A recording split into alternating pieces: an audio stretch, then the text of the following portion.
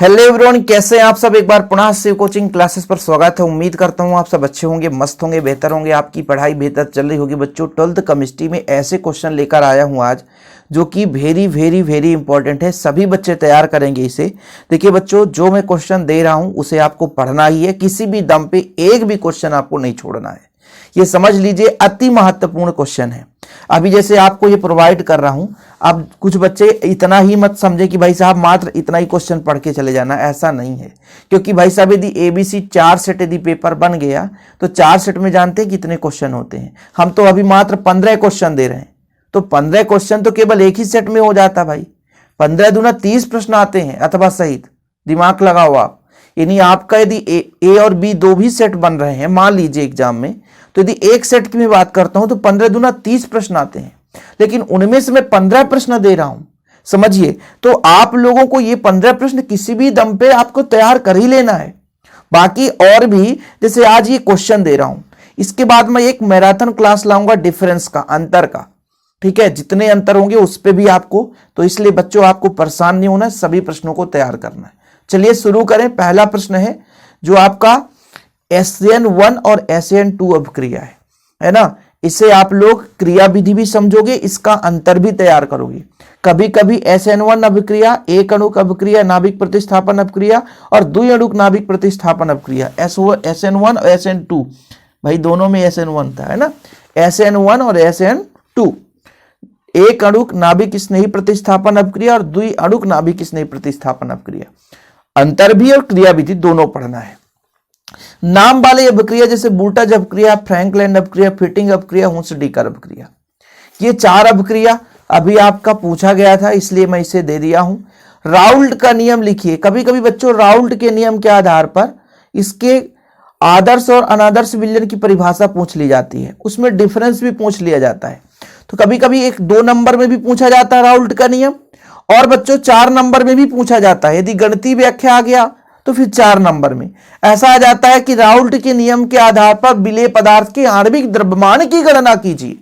वाह, XB का मान भी आ जाए, MB का मान निकालने के लिए आ जाए, तो राउल्ट का नियम आप विधिवत पढ़ना। ठीक है, बाकी ये सारे लेक्चर हमारे चैनल पे पड़े हुए हैं। आप एक बार सर्च कर लोगे, कोई भी लेक्चर आपको मिल जाएगा। शिव कोचिंग क्लासेस बस डाल देना। लेकिन कुछ बच्चे कहेंगे सर अभी इसका लेक्चर भी दे दो, तो जो बड़े क्वेश्चन है वो मैं नहीं करा पाऊंगा, लेकिन जितने भी अभिक्रिया है ना, अभी एक दिन ऐसा सीरीज लाऊंगा कि लगभग 30 से 35 अभिक्रिया जो नाम वाले अभिक्रिया हैं वो आपको एक एक वीडियो के मतलब एक ही दिन कंप्लीट, किसी दिन छुट्टी का दिन फंसाऊंगा, जैसे मान लीजिए संडे का ही दिन हो गया, इसी जनवरी के अंतिम तक में आपको क्लियर कराऊंगा। पूरे अभिक्रिया एक साथ समझा दूंगा, टेंशन खत्म रहेगा। ठीक है, बाकी आपका रिस्पॉन्स जैसा रहेगा वैसे काम चलता रहेगा। बच्चों, रिस्पॉन्स का मतलब ये है कि आप थम्सअप करके छोड़ दें, थम्सअप तो जरूर कर दें, और शेयर करना तो अपने दोस्तों के साथ कर दें। बस इतना ही आपका रिस्पॉन्स होना चाहिए। कोलराउस का नियम और 2 अनुप्रयोग, कोलराउस से संबंधित आंकिक प्रश्न। कभी कभी एक ही 4 अंक में 2-2 अंक में बांट देता है। कोलराउस का नियम एक अनुप्रयोग लिखो और एक न्यूमेरिकल क्वेश्चन दे देता है, फंसाता है, इसलिए इसका न्यूमेरिकल क्वेश्चन आएगा। बिल्कुल आप निश्चिंत रहें। यदि चैनल में आप जुड़े हैं तो आपको पता होगा कि कितने लेक्चर हमने प्रोवाइड कर दिया, और अब आपके बोर्ड एग्जाम के पहले पहले तक और बहुत सारे मिलेंगे। लेंथनेट संकुचन किसे कहते हैं? लेंथनेट संकुचन का प्रभाव। देखिए बच्चों, इन अभिक्रियाओं को समझना है। एल्डाल संघनन, क्रॉस एल्डाल संघनन, कैनिजारो अभिक्रिया, कार्बिल-एमीन अभिक्रिया, रिमर-टीमैन अभिक्रिया, फ्रीडल-क्राफ्ट अभिक्रिया। देखो, ये 2 अभिक्रिया भी दे सकता है, 4 नंबर में 4 अभिक्रिया भी दे सकता है, 2 नंबर में 1 अभिक्रिया भी दे सकता है। तो ये पूछने के तरीके के ऊपर है, पर इन अभिक्रियाओं को बिल्कुल मिस मत करना। कोल्बी अभिक्रिया, इटार्ड अभिक्रिया, ठीक है, 2 बार लिख गया। टिसिंको अभिक्रिया, पार्किन अभिक्रिया, स्टार्टन-बामन अभिक्रिया। प्रथम कोटि अभिक्रिया किसे कहते हैं? प्रथम कोटि अभिक्रिया के लिए अर्धायुकाल का व्यंजक। ठीक है बच्चों, क्लियर है? आगे चलते हैं। विद्युत रासायनिक सेल और संक्षारण का सिद्धांत। विद्युत रासायनिक सेल संक्षारण का सिद्धांत भी विद्युत रासायनिक सेल पे आधारित है, लेकिन विद्युत रासायनिक सेल मतलब डेनियल सेल का पूरा कार्य विधि समझना है। संक्षारण मैंने लिख दिया, इसका तात्पर्य है कि संक्षारण कैसे होता है, इसके कार्य विधि को समझाइए। संक्षारण के बचाव है ना कैसे किया जा सकता है, ये सारा चीज आपको पढ़ना है। एक्टिनाइड व लेंथेनाइड के गुणों में तुलना। अब देखो, ये या तो इसके गुण में तुलना इस प्रकार से दे देगा, या तो इसका अंतर पूछ लिया जाता है। ठीक है, दुक लवण संकुल लवण में अंतर। बच्चों, जैसे आपका मान लीजिए 10 चैप्टर, 10 चैप्टर में आपके 7-8 अंतर हैं, और 8 अंतर में 1-2 अंतर आना ही आना है, क्लियर, आना ही आना है, हर वर्ष आता है 2 अंतर। तो क्यों ना भैया हम कोशिश करेंगे कि आपको एक बढ़िया मैराथन क्लास ला दें अंतर का, तो बढ़िया रहेगा, तैयार भी हो जाएगा। आगे देखिए, उपसहसंयोजी यौगिकों का आईयूपीएसी नामनक्लेचर 2 नंबर पक्का है। नामकरण जिससे नहीं बन रहा है, एक ही लेक्चर देख लेना, सर्च कर लेना उपसहसंयोजी यौगिकों का आईयूपीएसी नामनक्लेचर, सीयू कोचिंग क्लासेस डाल देना, आ जाएगा। एक वीडियो देख लेना, आपसे क्लियर बन जाएगा और हमेशा के लिए 2 नंबर पक्का। हाफमैन ब्रोमाइड अपक्रिया, ह्यूमन अपक्रिया एथिलेमीन एनिलीन से अधिक क्षारीय है, क्यों? ये क्वेश्चन है बच्चों। हम 2-2 नंबर वाले ज्यादा क्वेश्चन ऐड ही नहीं किए हैं, क्योंकि भाई साहब आपको कम क्वेश्चन देना है और आप लोगों का डिमांड भी था कि सर अभी ऐसा सिलेक्टेड प्रश्न दे दो, और आप लोग कमेंट करके बताना कि कितने प्रश्न इससे बन रहे हैं आपको, है ना भाई, कितने प्रश्न आपके तैयार नहीं है।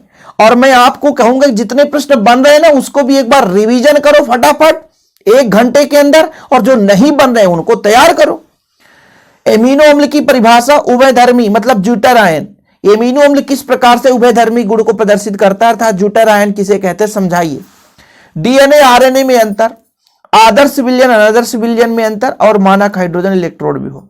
वैसे तो बच्चों हर चैप्टर में इतने क्वेश्चन, जितने क्वेश्चन मैंने यहाँ पे पूरे सेलेक्ट किए हैं पूरे, है ना, बुक से 15 प्रश्न ऐसे प्रश्न है जो आपको पढ़ना ही पढ़ना है, इसके अलावा भी आपको पढ़ना है, इतने में ही नहीं रह जाना। नहीं तो पता चला वैसे कि आप लोग बहुत समझदार हो, कि जो बच्चा शिव कोचिंग क्लासेस में पढ़ रहा हो वैसे भी समझदार है, पूरा स्ट्रेटजी समझता है कि किस तरीके से तैयारी करना है।